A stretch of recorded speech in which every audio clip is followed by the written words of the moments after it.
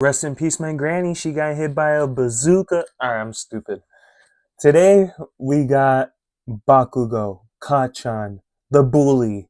This freaking loudmouth character, okay? We're finally going to review him and his explosive gauntlets. Again, maybe I'll do another video in the future just to kind of like give you guys like a little brief, or maybe somewhere along the My Hero Academia line when I continue with this series, I'll kind of like see where I can find the accessory pack just so I can show it to you guys for these characters. But let's get this guy out of the packaging and let's see what he's all about. Here we have Bakugo outside of the packaging. And let me just tell you that as soon as I ripped this guy out of the box, I immediately thought or feel like these figures, the later that they came out, the better they're getting, man. Because Bakugo just feels so nice to have in hand. I mean, so did Midoriya, don't get me wrong. It's just, it feels like, how could they go higher than where they did with Midoriya? They did that. I don't know how to word it to you, but it just feels nice, man. Now, going into like the accessories, I would say Bakugo does come with a little bit more than Deku does, just straight out of the box alone. Again, I did mention already in the last video and in this one that there is an accessory pack that you can get for both of them, okay? Now, for what it is at the moment, like straight base figure, Bakugo does come with a lot. So he does come with 4 sets of hands. He has the fists that you see already. He has like these open, and I kind of call these like key blast ones, like these from Dragon Ball, right? So he has these open palm ones, and he has these with the pegs. And this goes with his explosion piece. It has a little peg hole here. You just kind of slap it in there. Boom. And there he is. He has his explosion right there. See? Super cool. And for the last set, he does kind of have like it's another open one, but this kind of looks more like a grabbing almost. We all know Bakugo. This was kind of like a grappler, explosive type fighter. So makes sense, right? Now, he does come with 5 different face plates, and he does come with an extra hair piece. I'm assuming the extra hair piece is for when he's just not in like full superhero suit, right? So this is the one that he comes with already. Now, I already put the faceplate on this one, but you can see that this is a different hair piece. I just kind of like slapped it on. And this is more of like his neutral face without the mask. He has this evil grin one here. Oh man, excuse my nails, they're a little dirty. Didn't even realize it when I was going to make this video. Now, he has like this cracked out one. Okay. Sorry, hit the camera. And he has this super cracked out one. There you go. Now, again, this figure does look amazing, dude. And he kind of looks like a lot as soon as you see like the promo pics. As soon as you get him out of the box, you're like, oh man, how's he going to work for posing? Oh, it works, man. So, going over with the headpiece. So, these little pieces here are separate. You had to peg them in there. Okay, pause. But the only complaint I have with these figures is that the hair pieces, man, because these guys have spiky heads. But other than that, not a big deal at all. It's just my fingers are like soft, dude. So I get stabbed a lot by these guys. But yeah, it doesn't get in the way. I mean, you can still articulate his head pretty good, get some decent range. He can look down a lot, okay, into his face mask or his scarf here, which looks so clean. Look at that. And his head doesn't go that far back because it's not even that these things get in the way, it's his hair with the scarf.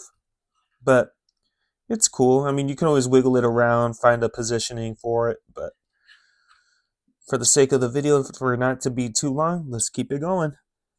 Now with the arms, he can go up pretty far. See? Definitely more than the 90-degree. He does have these butterfly joints, just like Midoriya did. So they're going to be able to get in there. Alright. His bicep swivel can go the full 360. Perfect. Double jointed elbows, but it probably might not go all the way because of the gauntlet. But it can get pretty far, I'd say. Now, the wrist here, sorry, keep hitting the damn camera. My hands are too big. Now for the wrist, we get some pretty decent range as well. As you guys can see, full 360. It has some pretty good free range of motion in here. And his grenade gauntlets, it's a separate piece, but it can swivel as well, as you can see. Honestly, I genuinely thought the gauntlets were going to get in the way with his articulation for like moving his arms around, posing and stuff, but it really doesn't, so that's really good. But his lower abdomen, just like Midoriya, can move. He has an upper abdomen movement here. Perfect. Now for the legs, I'd say he can't go as high, I don't think. I think that's one thing I'm noticing about these figures is that they don't go pretty high up. It's for sure under the 90. He does have a thigh swivel, double jointed knees. And again, I do like what Tamashi's doing with the kneecaps, kind of like making them blend in with the pants instead of having them look super goofy. This is awesome, dude. I'm glad they did that. He does have a boot cut here for the shin swivel. And let's see, fix his foot here. You already saw that, ankle pivot. He can plantar flex around this much. And he can dorsiflex there. And with the beautiful toe joint or toe hinge. Look at that. These guys are super articulated and they feel super smooth. I love these things, man. I've always been a fan of Tamashii Nations ever since I wanted to get into the Dragon Ball line. So the fact that I'm seeing and having the opportunity to get like all of these, my hero ones, getting all the other anime figures that I grew up watching or loved watching, it's fun, man. If you guys are a huge fan of these, I definitely recommend them. You guys have to check them out, dude. Definitely. And if you don't know where to find them, I always say it. I get mine from Toyco here. Feel free to scan the barcode if you like, or just look them up on the internet with their website. But they get amazing stuff, man, like amazing Yamaguchi, Jada. Obviously you can get your Mayfex. I go there a lot for my SH Figuarts, dude. I just love them so much.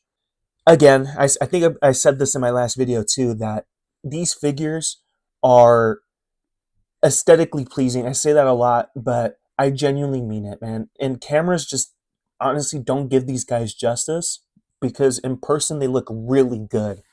I'm going to put him side by side with Midoriya here so you guys can see. Bakugo just stands a little bit taller than Deku. Just a little bit. But it's nothing crazy.